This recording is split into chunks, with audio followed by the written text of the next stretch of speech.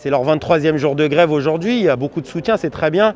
Ils mènent une lutte exemplaire aujourd'hui, les camarades de la raffinerie, en reconductible, dans le froid, dans ces températures-là, dans une période aussi où c'est vraiment pas évident avec la crise sanitaire, la crise du Covid.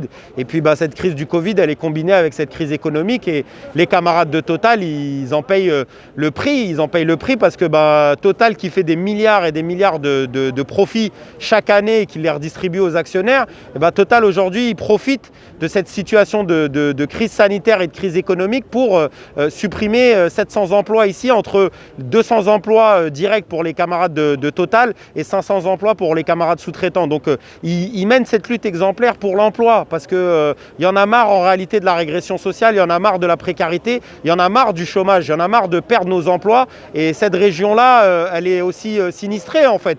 Et c'est surtout pour ça qu'ils se battent. Moi j'aime bien, j'ai discuté avec quelques raffineurs, ils se battent pour le respect et la dignité et pour les générations futures et ça c'est très intéressant en fait. Ils se battent pas que pour leur gueule, que pour leur gamelle, ils se battent réellement dans l'intérêt en fait des générations futures et c'est ça qui est important parce que beaucoup disent moi j'ai grandi à 5 km de la raffe, j'ai grandi à 10 km de la raffe et pour eux c'est important en fait que ce site-là, l'emploi il soit garanti. Ils n'ont pas de problème en fait avec l'arrêt du raffinage de pétrole si je puis dire, mais eux ils ont un problème avec le fait que leur emploi il soit supprimé sous couvert en fait de ce changement-là de manière d'usiner l'énergie si je puis dire. Donc à un moment donné il va falloir les aider, les soutenir, venir sur les piquets, c'est ce qu'on fait aujourd'hui, apporter de l'argent à leur caisse de grève. Il y a plusieurs camarades qui sont en train de venir avec des chèques de leurs syndicats et autres. Et donc moi, si je peux aussi transmettre un appel, c'est qu'à l'ensemble de nos camarades, des partis politiques, des associations, des syndicats et autres,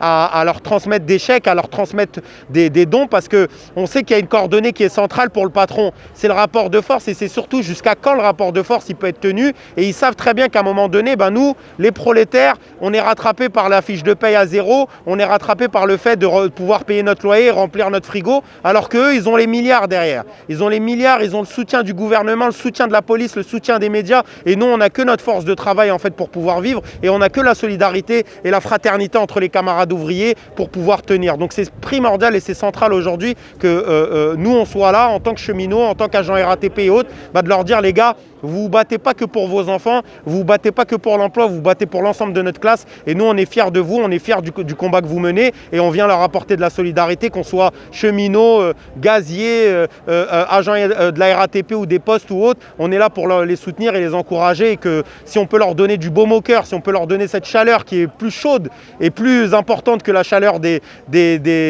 palettes qui brûlent, on est là pour le faire et c'est un minimum et on les encourage et on espère qu'ils tiendront bon. Et face à un géant comme Total, nous on a déjà lutté contre des géants comme la SNCF et on a déjà su les faire plier. Donc voilà, il ne faut jamais désespérer, il faut continuer la lutte jusqu'au bout. Comme on dit, vaille que vaille et coûte que coûte. Et on espère que ça sera une victoire totale face à Total. Voilà.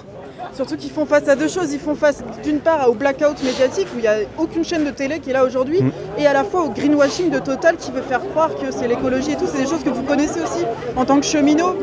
Qu'est-ce que tu peux nous dire là-dessus ? Moi déjà, je suis au-delà même de la question de cheminot. Moi, je participe aussi dans les médias. J'ai été aussi salarié de RMC aux grandes gueules pendant 2 ans. Et ça m'étonne en fait, je connais un petit peu le système pour le fréquenter de temps en temps. Ça m'étonne en fait cette manière des médias de ne pas parler d'une raffinerie qui est en lutte depuis 23 jours. S'il y avait des luttes à tire-larigot en fait partout et que tellement il y a de piquets à filmer que tu sais même plus et que des fois tu dis bon j'ai déjà filmé une vingtaine de piquets, j'ai oublié le tien, à minima. Mais là franchement c'est une grève reconductible, c'est la seule dans tout le pays, face à la première entreprise, le premier groupe, ils font 200 milliards.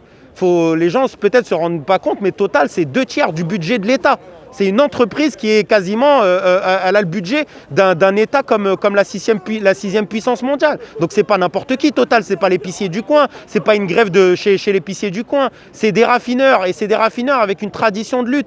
On s'en souvient en 2010, en 2016 et autres. Donc moi je trouve ça assez incroyable que quand on voit les actions par exemple hier, spectaculaires en fait, où la devanture du siège de Total est repeinte en vert, que même ça passe même pas dans n'importe quelle presse. Mais ils parlent de quoi ? Ça fait déjà 1 an qu'ils parlent du Covid.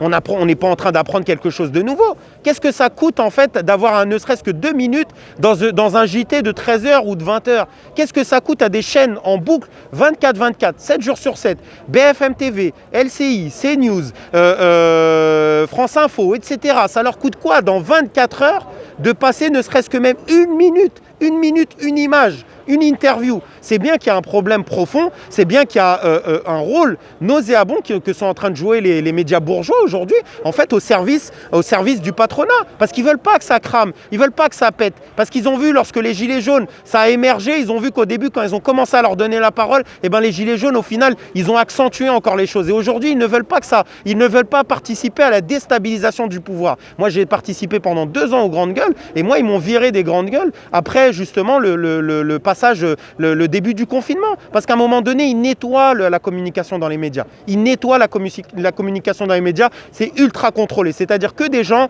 qui viennent parler, des médecins, on les voit.